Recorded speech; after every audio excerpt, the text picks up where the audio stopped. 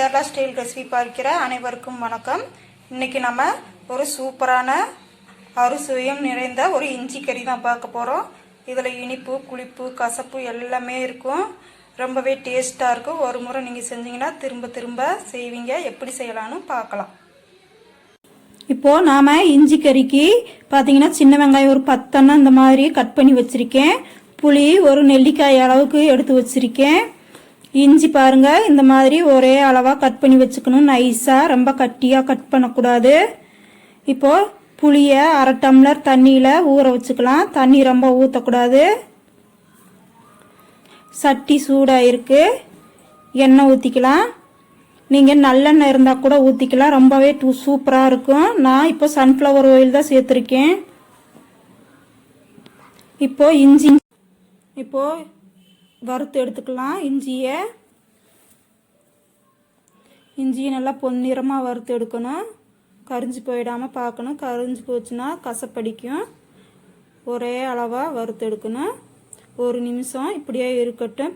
கிளறி விடக்கூடாது. இந்த மாதிரி இப்படியே இருக்கட்டும் 1 நிமிஷத்துக்கு. இப்போ பெரட்டி விடலாம். பெரட்டி எல்லாம் கிளறி விடலாம். ஒரே மாதிரி வறுத்துக்கிட்டே இருக்கணும். கிண்டி கொடுக்கணும். பாருங்கள், வறுபட்டிருக்கு.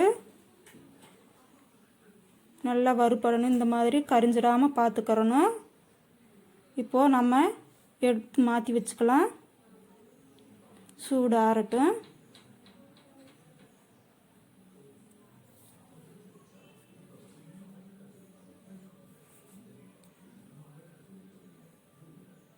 இப்போது அடுத்து வெங்காயம் நறுக்கி வச்சுருக்கோம் இல்லைங்களா, அதையும் சேர்த்து வறுத்துக்கலாம்.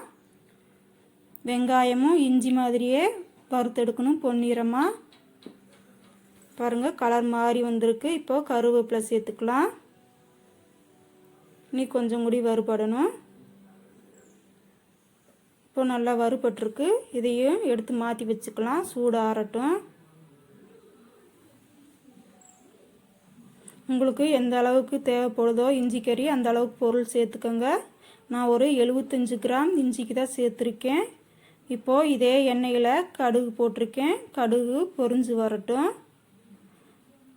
அடுத்து பச்சை மிளகா 3 கட் பண்ணி வச்சுருக்கேன். பச்சை மிளகாயை போட்டுக்கலாம். கருவேப்பிலையும் போட்டுக்கலாம். இப்போது ஸ்டவ் ஆஃப் பண்ணியாச்சு. ஸ்டவ் ஆஃப் பண்ணிவிட்டு மல்லிப்பொடி 2 ஸ்பூன் சேர்த்துக்கலாம். ஸ்டவ் ஆஃப் பண்ணிட்டு தாங்க சேர்க்கணும், இல்லைன்னா பொடி கரிஞ்சு போயிடும் எண்ணெய் ரொம்ப சூடாக இருந்தால். இப்போது 1/2 ஸ்பூன் மிளகாய் பொடி சேர்த்துக்கிறேன். காரமான மிளகாய் பொடினா 1 ஸ்பூன் போதும். 1/4 ஸ்பூன் மஞ்சள் பொடி சேர்த்துக்கலாம். வெந்தய பொடி சேர்த்துக்கிறேன். வறுத்து பொடிச்ச பொடி வெந்தய பொடி. இதை எண்ணெய் சூட்லேயே கிளறி கொடுக்கலாம். பச்சை மணம் போகட்டும். ரொம்ப எண்ணெய் சூட்டில் போட்டோம்னா கரிஞ்சு போயிடும். அதனால தான் ஸ்டவ் ஆஃப் பண்ணிவிட்டு இந்த எண்ணெய் சூட்லேயே வறுக்கிறது. இப்போது பெருங்காயப்பொடி போட்டு மிக்ஸ் பண்ணியாச்சு. புளி கரைசலும் ஊற்றிக்கலாம். இது நல்லா கொதிக்கட்டும்.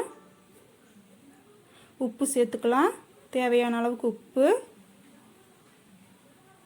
1/2 ஸ்பூன் அளவுக்கு ஜீனி சேர்த்துருக்கேன். உங்களுக்கு எந்த அளவுக்கு இனிப்பு வேணுமோ, ரொம்ப இனிப்பு தேவைப்படாது, அளவாகவே போட்டுக்கலாம். இப்போது வெங்காயமும் இஞ்சியும் நல்லா ஆறி இருக்குது. இதையே அரைச்சி எடுத்துக்கலாம்.